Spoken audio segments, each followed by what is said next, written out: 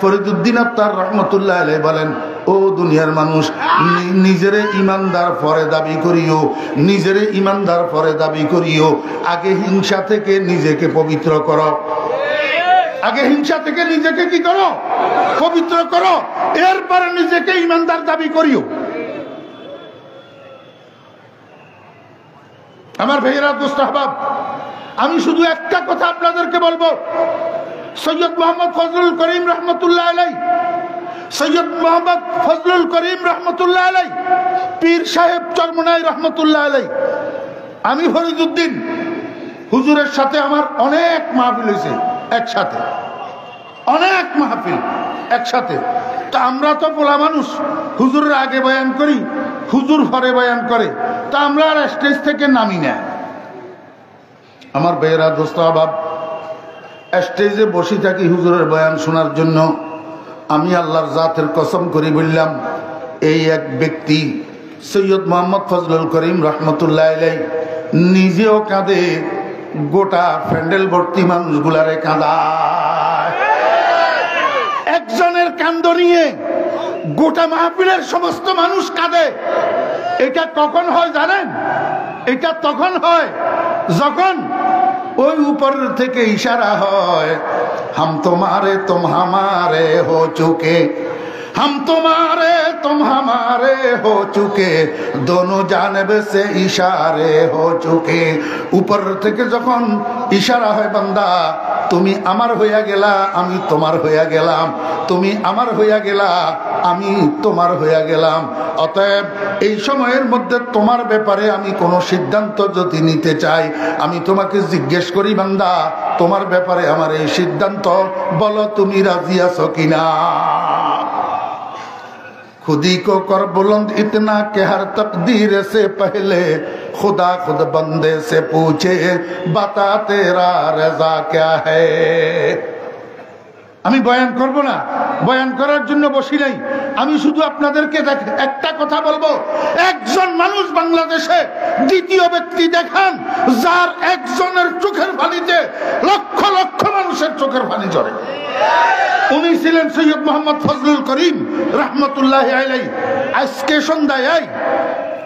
আজকে সন্ধ্যায় একজন মদদি, জুয়ারি, সন্ত্রাসী আজকে সন্ধ্যায় মরিদ হয়েছে, আগামীকাল সকালে যার মাথায় টুপি ছিল না তার মাথায় পাগড়ি, তার মাথায়। ওয়াজিবুল ইহতিরাম গরামি কদর হযরত উলামায়ে কেরাম, 3 দিন ব্যাপী চরমনাই মাহফিলের নমুনায় অনুষ্ঠিতব্য বাংলাদেশ মুজাহিদ কমিটি ফেনী জেলা শাখার উদ্যোগে আয়োজিত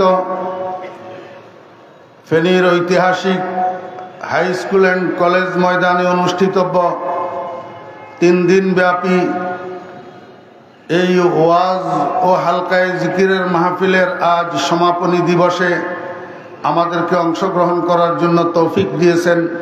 এই জন্য আমরা সবাই মহান রব্বুল আলামিনের শুকর আদায় করি, আলহামদুলিল্লাহ।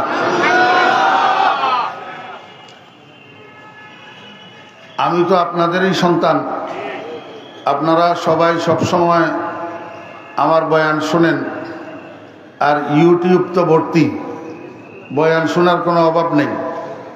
আমি আজকে বয়ান করার জন্য বসি নেই, আমি বসছি আপনাদের সাথে 2-4টা কথা মত বিনিময় করার জন্য। अपनों ने मुझे लूट लिया, गैरों को कहां दम था। अपनों ने मुझे लूट लिया, गैरों को कहां दम था। किश्ती मेरी वहीं डूबी है जहां पानी कम था।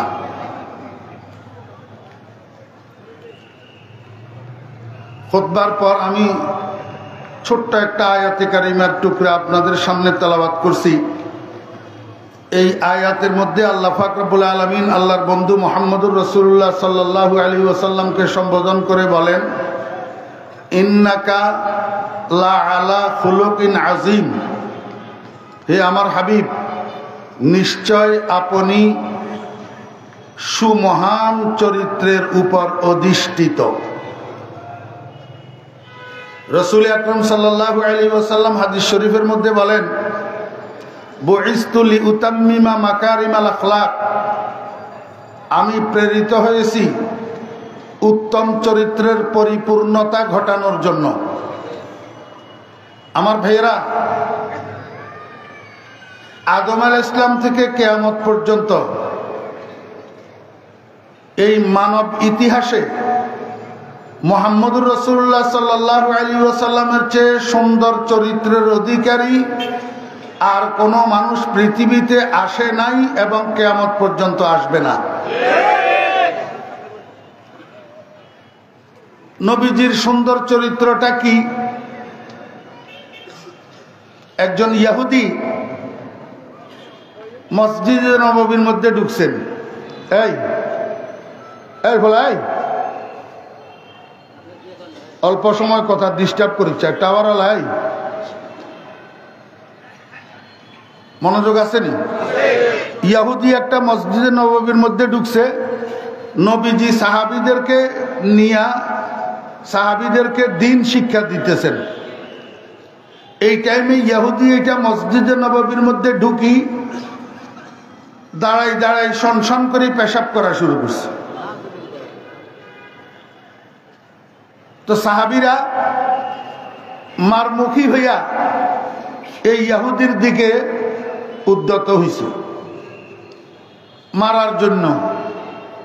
রাসূল আকরাম সাল্লাল্লাহু আলাইহি ওয়াসাল্লাম তাড়াতাড়ি বসার থেকে উঠি সাহাবীদেরকে বাধা দিলেন, এই থামো, কি করতেছ তোমরা? যেটা করতে চাইতেছ অর্থাৎ তাকে মারতে চাইতেছ, এটার দ্বারা তার কি লাভ, তোমাদের কি লাভ? তারে মাইলে তোমাদের কি লাভ, তার কি লাভ?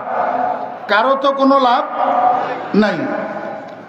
রাসূল আকরাম সাল্লাল্লাহু আলাইহি ওয়াসাল্লাম যাইয়া কয়, এই ভাই, এই মসজিদগুলা এই কাজের জন্য নির্মিত হয় নাই, এগুলা নির্মিত হয়েছে আল্লাহর ইবাদত করার জন্য, নামাজ পড়ার জন্য, জিকির করার জন্য, কোরআন তেলাওয়াত করার জন্য, পেশাব করার জন্য না। তুমি এখানে পেশাব করলা কেন?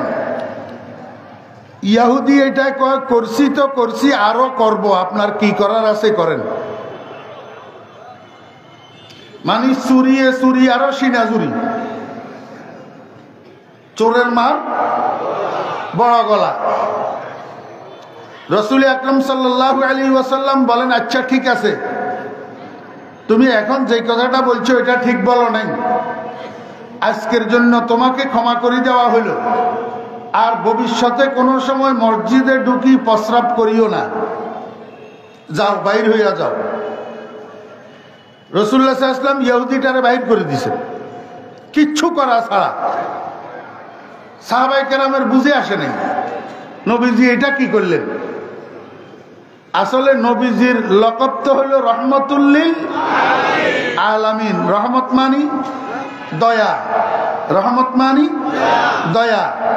মা সন্তানের প্রতি দয়ালু, মা সন্তানের প্রতি দয়ালু। কখনো যদি দুই একটা ব্যত্রাগত করা লাগে সেটাও দয়ায় করে, সেটাও কিসে করে? দয়ায়। কিছুক্ষণ পরে এই ইহুদি এটা একবারে গা গোসল ধুই, সুন্দর জামা কাপড় পরি, এবার আবার মসজিদের দিকে আসতেছে। এবার সাহাবায়ে কেরাম এইম লয়, আবার কোন উদ্দেশ্যে আসতেছে। এইবার যদি উদ্দেশ্য খারাপ থাকে তাহলে মাইর। এই ইহুদি এটা আসি নবীজিরে কয়, ইয়া রাসূলুল্লাহ, আমাদের ধর্মগ্রন্থ তাওরাতের মধ্যে আমরা আখেরি জামানার নবীর 3টা আলামত পাইছিলাম। কয়টা আলামত? 3টা আলামত। আমি ইনভেস্টিগেশন করি, দেখছি 2টা আপনার মধ্যে আগে থেকে আছে, আরেকটা আলামত আছে না নাই আমি একটু কনফিউজ ছিলাম। সেই আলামতটা হলো কানা ইয়াসবিকু হিলমুহু গযাবাহু, কানা ইয়াসবিকু হিলমুহু গযাবাহু। আখেরি জামানার নবী যিনি হবেন, উনার ধৈর্য, উনার সহনশীলতা, উনার ক্ষমাপরায়ণতা রাগের চেয়ে বেশি হবে। রাগের চেয়ে কি হবে? বেশি হবে। তা আমি এই জিনিসটা আপনারা কোনো রকমে চেক করতে পারি না। এই জন্য আজকে ইচ্ছা করিয়া আসি আপনার উপস্থিতিতে, আপনার সাহাবীদের উপস্থিতিতে এই কামটা করছি। দেখি আপনার কাছে ধৈর্য বেশি, বর্দবারি বেশি না রাগ বেশি। ইয়া রাসূলুল্লাহ, জবুরও সত্য, আসমানি কিতাব, আমি 100 আপনাকে কৃতকার্য পাইলাম। ঠিকই আপনার কাছে রাগের চেয়ে ধৈর্য বেশি। এই জন্য আমি ঘরে গেছি, যাইয়া গোসল করছি, পরিষ্কার পরিচ্ছন্ন জামা কাপড় পরিধান করি, আবার আপনার খেদমতে হাজির হয়েছি। ইয়া রাসূলুল্লাহ, আমাকে একটু পড়াইয়া দেন লা ইলাহা ইল্লাল্লাহু মুহাম্মাদুর রাসূলুল্লাহ। আমাকে বুঝে থাকলে বলুন, যদি রাসূল আকরাম সাল্লাল্লাহু আলাইহি ওয়াসাল্লাম প্রতিশোধ পরায়ণ হইতেন, যদি মসজিদের মধ্যে পেশাব করলি কা কই 2-1টা লাথি মাথি দিতেন, তাহলে এই লোকটা মুসলমান হইতো? এ তো আসছে পরীক্ষা করার জন্য। কিন্তু আমার আফসোস, আজকে আমরা ইসলামের কথা বলি, আজকে আমরা দিন কায়েমের কথা বলি, কিন্তু আমরা প্রতিশোধ পরায়ণ হই। আমরা রাসূলের কথা বলি, কিন্তু রাসূলের চরিত্র আমাদের মধ্যে না। আমি আপনাদেরকে একটা কথা জিজ্ঞাসা করি, পৃথিবীর যত মানুষ, এই সমস্ত মানুষগুলা 4 ভাগে বিভক্ত। 800 কোটি মানুষ এখন পৃথিবীতে। কয়শো কোটি? 800 কোটি। এই 800 কোটি মানুষ 4 ভাগে বিভক্ত। এক ভাগের নাম মোমেন, মনোযোগ আছে নি? এক ভাগের নাম মোমেন, আরেক ভাগের নাম কাফের, আরেক ভাগের নাম মুরতাদ, আরেক ভাগের নাম মুনাফিক। কয় ভাগ? 4 ভাগ। আমাকে একটু আপনারা বুকে হাত দিয়া, আমি দলমত নির্বিশেষে জিজ্ঞেস করতেছি, যারা মাহফিলের প্যান্ডেলে আছেন, যারা মাহফিলের প্যান্ডেলে নাই, যাদের কানে মাইকের আওয়াজ যাইতেছে, আমি আপনাদেরকে দলমত নির্বিশেষে ইনসাফের দৃষ্টিতে জিজ্ঞাসা করতে চাই, পীর সাহেব চরমোনাই দামাত বরকাতুহুম, সৈয়দ মোহাম্মদ রেজাউল করিম দামাত বরকাতুহুম এবং উনার অনুসারী, উনার মুরিদান যারা আছেন, উনারা এই 4 ভাগের কোন ভাগের অন্তর্ভুক্ত?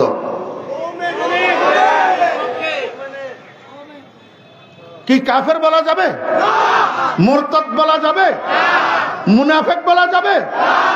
ও ভাইরা, দোস্ত আহবাব, যদি ইসলামের কথা বলেন, যদি দিন কায়েমের কথা বলেন, তাহলে একদল মুমিনের ঈমানি কার্যক্রম, ইসলামী কার্যক্রমের বিরোধিতা কিভাবে করেন?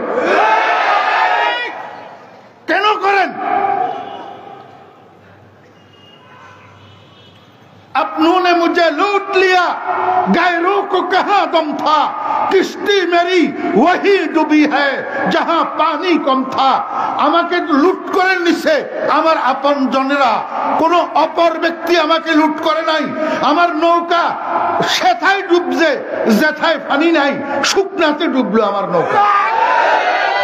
আজকে আমার কাছে আশ্চর্য লাগে, আমরা সবাই মুসলমান, আমরা সবাই ইমানদার, আমরা তো কাউকে কাফের মনে করি না। পীর সাহেব চরমোনাই কাউকে কাফের মনে করে না।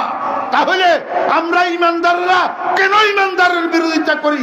কেন মুসলমান মুসলমানের বিরোধিতা করি? ইসলামী মাহফিলের বিরোধিতা করি? একমাত্র হিংসা ছাড়া অন্য কিছু না। জি, হিংসা না? হিংসা না?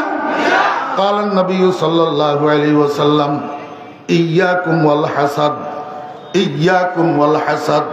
হে আমার উম্মতগণ, তোমরা হিংসা থেকে বেঁচে থাকো, হিংসা থেকে বেঁচে থাকো। কেন?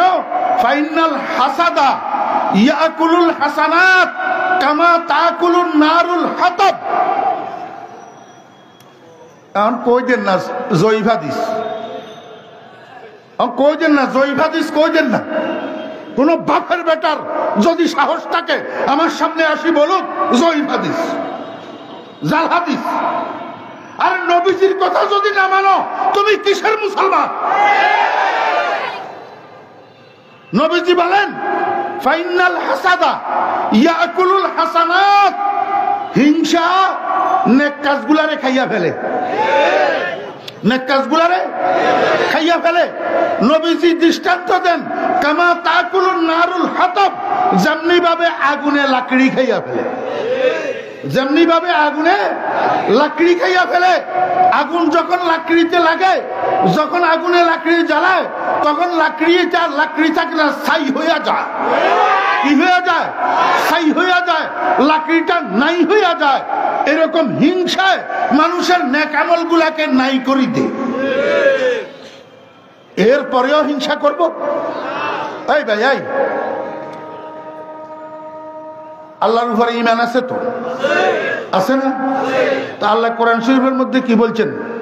কুলিল্লাহুম্মা মালিকাল মুলক তুতিল মুলকা মান তাশাউ ওয়া তানজিউল মুলকা মিম্মান তাশাউ ওয়া তুইজ্জু মান তাশাউ ওয়া তুযিল্লু মান তাশাউ। আল্লাহ পাক রব্বুল আলামিন বলেন, বান্দা, ইজ্জত দেওয়ার মালিক আমি, বেইজ্জত করার মালিক আমি। কোরআন শরীফ ন? ইজ্জত দেওয়ার মালিক কে? বেইজ্জত করার মালিক কে? আমার ভাইয়েরা, দোস্ত আহবাব, আল্লাহ পাক যদি কাউকে ইজ্জত দেয়, আমি ফরিদুদ্দিন যদি রশি লাগাইয়া নিচের দিকে টানাটানি করি, টানিয়া নামানো সম্ভব কিনা? সম্ভব। আল্লাহ পাক যদি একটা মানুষকে নিচের দিকে নামায়, সারা দুনিয়ার শক্তি যদি উপরের দিকে টানে, উঠানো সম্ভব? সম্ভব। বিশ্বাস আছে তো? এর পরেও হিংসা। এত বছর পর্যন্ত কলেজ মাঠে আর কেউ কিছু করতে পারে নাই, চরমলাইওয়ালা কেন করবে, এই জন্য আমার বিরোধিতা করতে হবে। এটা হিংসা না? আজ হাসাদ আউয়াল তু দিলরা পাকেদার, আজ হাসাদ আউয়াল তু দিলরা পাকেদার, খেশেতনরা বাদা জামোমেন সুমার। শেখ ফরিদুদ্দিন আত্তার রহমতুল্লাহ আলাইহি বলেন, ও দুনিয়ার মানুষ, নিজেরে ইমানদার পরে দাবি করিও, নিজেরে ইমানদার পরে দাবি করিও। আগে হিংসা থেকে নিজেকে পবিত্র করো, আগে হিংসা থেকে নিজেকে কি করো? পবিত্র করো, এরপরে নিজেকে ইমানদার দাবি করিও। আমার ভাইয়েরা, দোস্ত আহবাব, আমি শুধু একটা কথা আপনাদেরকে বলবো। সৈয়দ মোহাম্মদ ফজলুল করিম রহমতুল্লাহ আলাইহি, সৈয়দ মোহাম্মদ ফজলুল করিম রহমতুল্লাহ আলাইহি, পীর সাহেব চরমনাই রহমতুল্লাহ আলাইহি, আমি ফরিদুদ্দিন হুজুরের সাথে আমার অনেক মাহফিল হয়েছে একসাথে, অনেক মাহফিল একসাথে। তা আমরা তো পোলা মানুষ, হুজুরের আগে বয়ান করি, হুজুর পরে বয়ান করে, তা আমরা আর স্টেজ থেকে নামি না। আমার ভাইয়েরা, দোস্ত আহবাব, স্টেজে বসে থাকি হুজুরের বয়ান শোনার জন্য। আমি আল্লাহর জাতের কসম করি বললাম, এই এক ব্যক্তি সৈয়দ মোহাম্মদ ফজলুল করিম রহমতুল্লাহ আলাইহি নিজেও কাঁদে, গোটা প্যান্ডেল ভর্তি মানুষগুলারে কাঁদায়। একজনের কান্দ নিয়ে গোটা মাহফিলের সমস্ত মানুষ কাঁদে। এটা কখন হয় জানেন? এটা তখন হয় যখন ওই উপরের থেকে ইশারা হয়, হাম তোমারে তুম হামারে হো চুকে, हम तुम्हारे तुम हमारे हो चुके, दोनों जानब से इशारे हो चुके। ऊपर থেকে যখন ইশারা হয়, বান্দা তুমি আমার হইয়া গেলা, আমি তোমার হইয়া গেলাম, তুমি আমার হইয়া গেলা, আমি তোমার হইয়া গেলাম। অতএব এই সময়ের মধ্যে তোমার ব্যাপারে আমি কোনো সিদ্ধান্ত যদি নিতে চাই, আমি তোমাকে জিজ্ঞেস করি, বান্দা তোমার ব্যাপারে আমার এই সিদ্ধান্ত বলো, তুমি রাজি আছো কিনা? खुदी को कर बुलंद इतना कि हर तकदीर से पहले खुदा खुद बंदे से पूछे, बता तेरा रजा क्या है। আমি বয়ান করব না, বয়ান করার জন্য বসি নাই। আমি শুধু আপনাদেরকে একটা কথা বলবো, একজন মানুষ বাংলাদেশে দ্বিতীয় ব্যক্তি দেখান যার একজনের চোখের পানিতে লক্ষ লক্ষ মানুষের চোখের পানি ঝরে। উনি ছিলেন সৈয়দ মোহাম্মদ ফজলুল করিম রহমতুল্লাহ আলাইহি। আজকে সন্ধ্যায় একজন মদদি, জুয়ারি, সন্ত্রাসী আজকে সন্ধ্যায় মরিদ হয়েছে, আগামীকাল সকালে যার মাথায় টুপি ছিল না তার মাথায় পাগড়ি, তার মাথায় পাগড়ি। আমি ফেনীর একটা লোক আপনাদেরকে দেখাবো। আপনারা ফেনীর মানুষ, একাডেমির ইঞ্জিনিয়ার শফিউল্লাহ, একাডেমির ইঞ্জিনিয়ার শফিউল্লাহ, উনি কি ছিলেন সেটা আমার বলার বিষয় না, আপনারা দেখছেন। কিন্তু কারো দাওয়াত গ্রহণ করি, ইঞ্জিনিয়ার শফিউল্লাহ একবার চরমনার মাহফিলে গেছে, 3 দিন সেখানে থাকি আসছে। এই 3 দিন থাকি আসি, ইঞ্জিনিয়ার শফিউল্লাহর জীবনে আমূল পরিবর্তন আসছে না আসে নাই? শেষ পর্যন্ত ইঞ্জিনিয়ার শফিউল্লাহর জানাজায় আমি ফরিদউদ্দিন উপস্থিত ছিলাম, হাজার হাজার ওলামায়ে কেরাম। কার বদৌলত? পীর সাহেব চরমনাই রহমতুল্লাহ আলাইহির বদৌলত। আমি বলবো, আমি এই যে ঘোষক মহোদয় বললেন ইসলামী আন্দোলন বাংলাদেশের কেন্দ্রীয় উপদেষ্টা হিসাবে আমি আমার ফেনী জেলার ইসলামী আন্দোলন বাংলাদেশ, ইসলামী শাসনতন্ত্র ছাত্র আন্দোলন বাংলাদেশ, ইসলামী যুব আন্দোলন, ইসলামী শ্রমিক আন্দোলন, আমাদের যত কমিটি আছে, কমিটির নেতৃবৃন্দকে, কর্মীবৃন্দকে আমি উদাত্ত আহ্বান জানাবো, আপনারা প্রতিশোধ নেবেন না, ধৈর্য ধরবেন। আমরা নবীজির চরিত্র প্রদর্শন করব। দুশ্মন আমাদেরকে যতই ঘায়েল করুক, আমরাও দুশ্মন মনে করব না, আমরা ঘায়েল করব না, আমরা প্রতিশোধ নেব না, আমরা ধৈর্য ধারণ করব এবং নবী চরিত্র প্রদর্শন করব ইনশাআল্লাহ। কিন্তু আমরা কাজে পিছপা হব না। ইসলামী আন্দোলন বাংলাদেশ এখন কেউ কোন ব্যারিকেড, কোন বাধা যদি ইসলামী আন্দোলন বাংলাদেশের সামনে এসে দাঁড়ায়, ইসলামী আন্দোলন বাংলাদেশ সেই বাধা প্রতিহত করার মতো শক্তি ইসলামী আন্দোলনের কাছে আছে। আছে না নাই? আছে। ইসলামী আন্দোলন এখন আর এতিম নাই। ইসলামী আন্দোলন এখন কেউ চোখ রাঙ্গাবে ইসলামী আন্দোলনের দিকে, সেই সংগঠন নয়। বাংলাদেশের প্রত্যন্ত অঞ্চলে ইউনিয়নে ইউনিয়নে ইসলামী আন্দোলন বাংলাদেশের কমিটি এখন আছে আল্লাহর রহমতে। এখন ইসলামী আন্দোলনের দিকে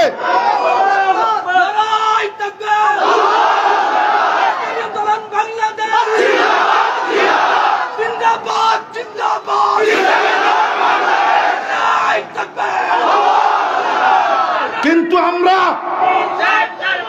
আমরা ইসলামী শাসনতন্ত্র ছাত্র আন্দোলনের আমার ছোট ভাইদেরকে আমরা বলবো, আমরা বেয়াদব নই, বেআমল নই, উশৃঙ্খল নই।